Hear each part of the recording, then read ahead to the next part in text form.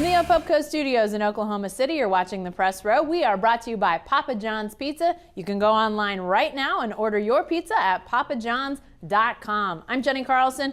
He's Barry Trammell. We're going to do 5 and 5 topics, about a minute each. Let's get right to it, Barry. First off, who should be the OSU quarterback? Well, how about Westland? How about that? But I guess he's unavailable. Brandon Whedon apparently is not needed in Cleveland. No, the Cowboys going to Lubbock, and they got to decide between J.W. Walsh and Clint Chelf. I would go with J.W. Walsh for this reason. We have seen him throw the ball pretty well. Clint Chelf's under 40% the last two games, TCU and Iowa State. The trouble is, even when things were going great last year, Chelf was not a high percentage passer. He's not that accurate of a passer that hurts this Cowboy offense in this current system. I would go with J.W. Walsh and just see if things click. Are you trying to give Gina Mizell a heart attack? For crying out loud, our OSU writer having to talk about another quarterback change? Well, I think it should be Clint Chelf, and I think it will remain Clint Chelf. But, I mean, it is true that Chelf is not the accurate passer that the Cowboys would like him to be, would hope he would be. But I think the threat that he could throw it downfield and connect with some guys, I think that's higher than it is with Walsh. So I think they stick with Clint Chelf. But clearly, if he could be 50%, 55%, be a huge step in the right direction for the Cowboys. All right, Barry, what about this? Does OU have a chance against Baylor without Trey Millard? Well, to quote that noted Dumb and Dumber historian Bob Stoops, yes, there is a chance. Bob liked to play the Dumb and Dumber card earlier in the season. There's always a chance.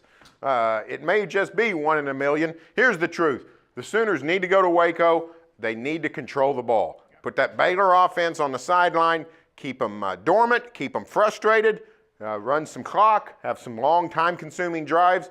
The best way to do that is if Trey Millard's on the field leading the way for those tailbacks.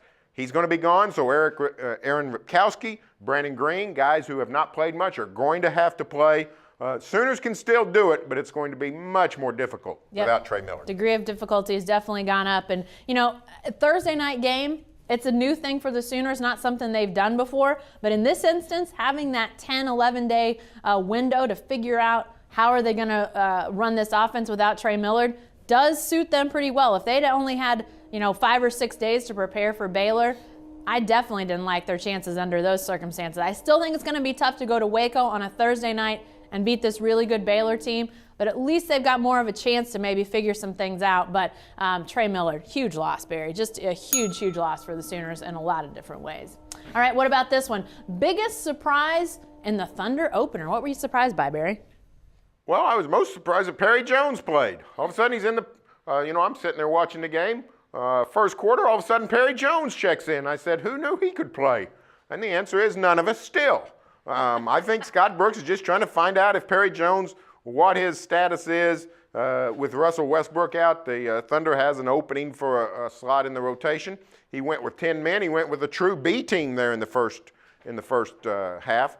So I was stunned that Perry Jones was playing. I would have thought Andre Roberson would play before Perry Jones, so I was completely shocked. Yeah, Perry Jones was a surprise, but also surprising, especially after the preseason games, was just the stagnation of the offense. Our man Darnell Mayberry wrote about this in the Friday Oklahoma, and you can check out his story. But to me, this is a team that's going to have better offensive flow without Russell Westbrook. And last year in the playoffs, we saw that stagnation, but you thought, well, this injury just happened. They have to adjust on the fly. That's why they're just going to ride Kevin Durant, and however those points come is how they're going to come. You figured with the preseason, with the offseason, to develop that offense to be more of a pass-oriented offense, that we'd see them move the ball around more. Instead, they had 9 assists in the opener. There were players in their opening games, players that had more assists than the Thunder had as a team. They've got to move the ball better if they're going to survive without Russell Westbrook for a while. All right, our fun question of the week, Barry. What's the favorite Halloween costume that you saw this Halloween? Well, I mean, it's one, I've never seen it before. I saw a ton of witches. I saw a ton of Grim Reapers. I saw all kinds of superheroes. And then this kid, probably 10, 11, 12 years old, shows up at my house in a Santa Claus costume. I thought, now this is a fantastic combination of two national holidays. I love Halloween. I like Christmas. to show up dressed as Santa Claus. Sort of like when you see an NFL game.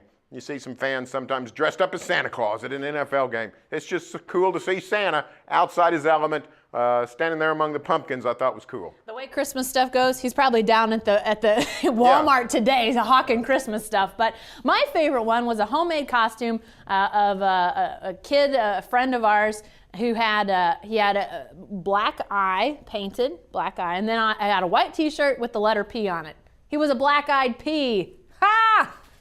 Good stuff. Witty dog. Good stuff. All right, lastly, Barry, will Dez Bryant ever mature? Wow, this could be $1 million question. Multi-million-dollar question for Jerry Jones. I hope it pays $1 million for the right answer, because I've got the right answer. The answer is no. Dez Bryant isn't going to mature.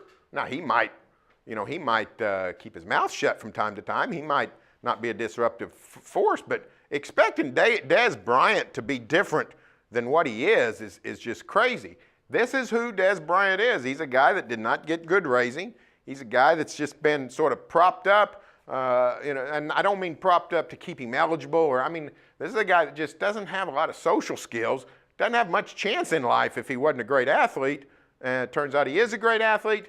The concept of maturity, of acting right, that's foreign to Dez. He's not a bad guy. He just does not have the skill set to know how to function in certain situations. So, no, Dez Bryant's not mature, and if that's what the Cowboys are waiting for, it's going to be a long wait. I don't think they're waiting for it. I think they've come to grips with this is who Dez Bryant is. I wrote about Dez after his rants on Sunday, wrote about it for the Tuesday paper. Got some criticism from people who said it was positive stuff. There's audio to prove it. Well, you know what? There's also some evidence that proves otherwise. Apparently, there were some people that were close enough to the bench to see that his first rant went on for nearly 20 minutes. Now, some of that was positive. There is audio evidence out there, but not all of it was positive. And I'll tell you what, if it was positive at the end of the game, there's no way that Jason Witten storms over and gets in Dez Bryant's face. To me, that was the time that Dez Bryant needed to show focus, prepare to go out on the field and try to win the game after the Lions had scored a late touchdown. Instead, he's over losing his head. To me, Barry, that shows there's immaturity that you can sort of just deal with, which I think the Cowboys have come to the terms with that. But then there's immaturity that can affect the football team. In that instance, I think that's where the immaturity might have got him. Hey, be sure to stay with the best coverage team anywhere at newsok.com and every day in the Oklahoma.